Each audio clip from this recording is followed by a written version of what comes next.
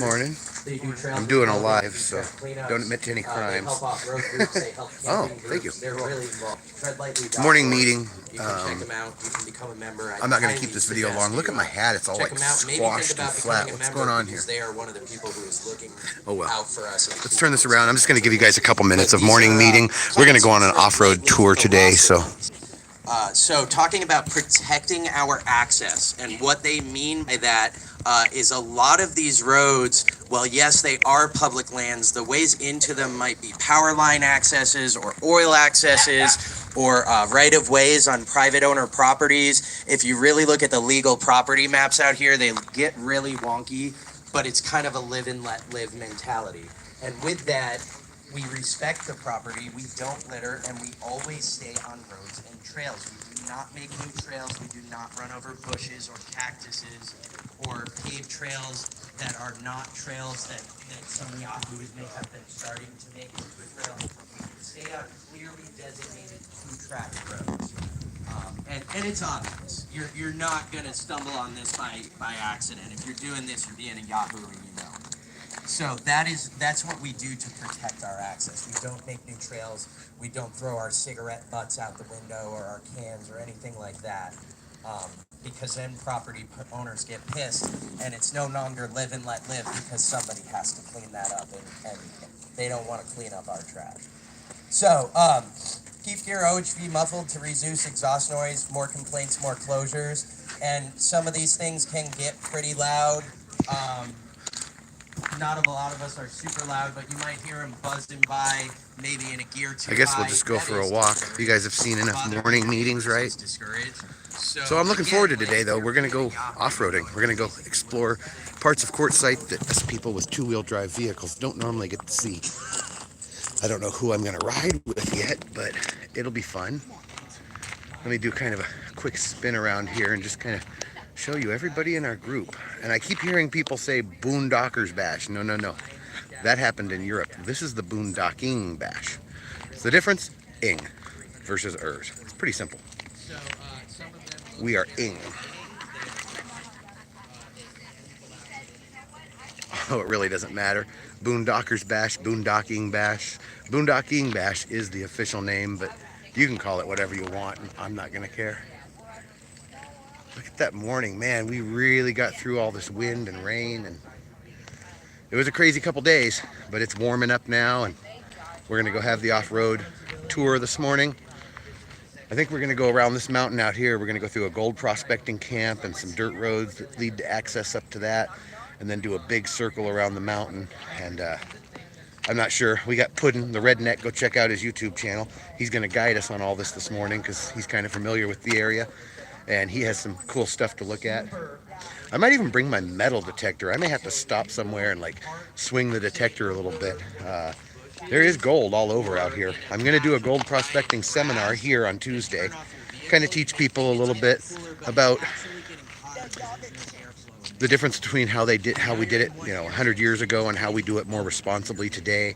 I'm going to teach people how it relates to camping and how you can use these gold claims to find new camping sites because it's all on public land. And yesterday we did a little sample run. I probably should be over here. I'm supposed to be helping with the meeting. This is kind of like I am hosting this thing, but I got started talking, and you know me, I love to talk. So we don't park over bushes, even for a minute. You guys want to see the meeting again? You want me to shut up? Anyways, we ran some dirt yesterday, and we did find a little bit of gold in our samples, so hopefully we'll find something at least a little impressive when we have the seminar. Let's go back to the meeting. I'll shut up now. I'm sorry. There are people who ride bikes, there are people who hike, there are people who quad, and everywhere in between out here. If we see dog walkers, we want to slow down and not dust them out. If we see ATVers that want to go by us at 20 miles an hour, the side of the trail and let them go by because they want to have a different experience. We just want to be considerate that other people are out there for different reasons than we are.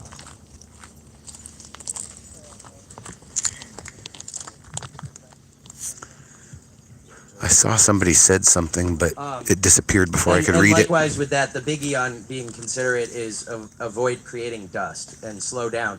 And when we're creating dust, we're actually removing trail material, and it makes That's Oh, what I see. offroad Yes, I hope you ruts guys are and here next year too. washboarding and all that is actually when you create a cloud of dust, you're removing material and you're causing those ruts. So we keep the speed down. Some people don't, but we do. Don't cut fences. Sometimes there are ways that they try and route us, even though it looks like a trail, and that may be like wildlife management areas or trail restoration or a pissed off property owner that we don't want to ruffle his feathers anymore.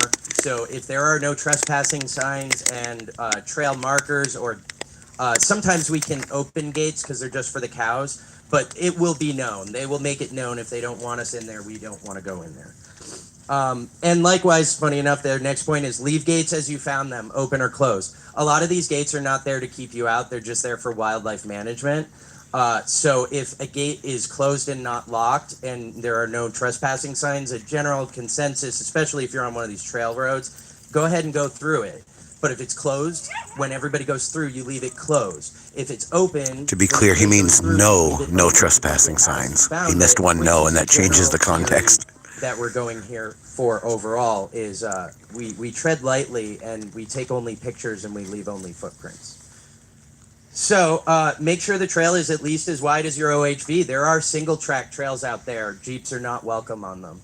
There are hiker trails and dog trails and animal riding trails out there, and not all of the trails are for every style of off-roading.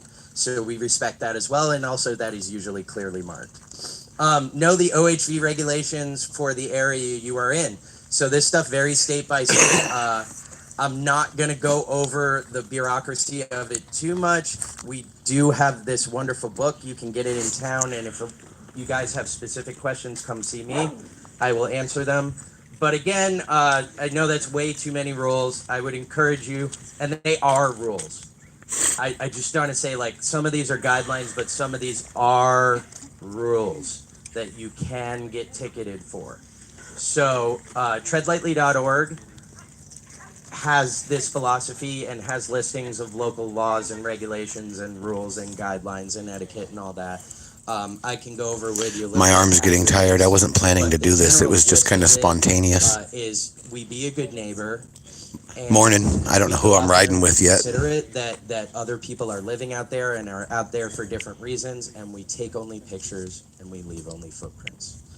So, we will be going off-road at around 11:30-ish, nomad time. I would encourage you to make sure that your gas tanks are full, that your vehicle is not dragging anything. Do a little walk around on it. If you don't have a tow strap, you can go pick up a tow strap in town from KB Tools. Okay, I guess I'm going to end this. I see some of you guys are dropping out. Has them too. If you don't have Happy a strap, Thanksgiving weekend. I hope everybody's not doing get something the fun ones today. with hooks. If they have metal hooks Oh, wait, on we them, picked up another viewer. Then the metal hooks become bullets. Off-road straps do not have hooks; they have loops. So yeah, goggles, especially if you're in an ATV. Straps, bandana, yes, bandana over your face. Another big one a lot of people don't think about is plenty of water. Bring We water. plan to leave. The desert sun will still get to you even if you're in a vehicle with air conditioning. Bring a lot of water, bring some munchies, bring some snacks. Do not bring beers, please. We don't drink and drive, and yes, it still counts as drinking and driving on the trail. Not here, not this time. When you get into the more advanced course, there are different courses, talks that are had. I stopped at the ranger station in Sedona because I was camped out on BLM land. September 1st, they passed a new law for OHB for out-of-staters. Oh, this is That good you have info. to have it even on BLM land, even if it's federal, but it's a state law. If that makes any sense. I have not found it yet online. No, they just out-of-staters didn't have to have. They were only that's like 3 years old. Huh? They just passed it this year. So yeah, if you're from out of state, you need an OHV tag in Arizona So I'm now. going to go over the OHV stuff. 'Cause He'll- there's a lot of he'll misnomers about get it. Basically, what happened is it started out as a sticker in a trial program in state. It worked out, and now, yes, it is a law. But a lot of people think that it applies to every vehicle. So I'm going to go ahead and read it here.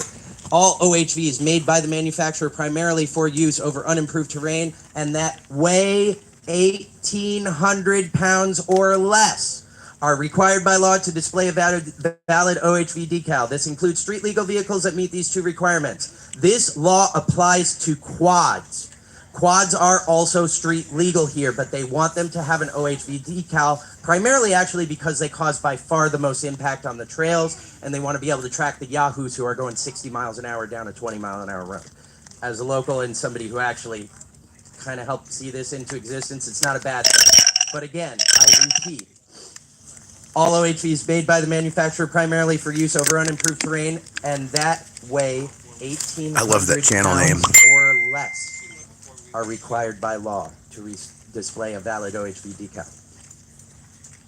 So if you have a quad and you haven't dealt with the OHV sticker, I'm sorry, but you can't come today.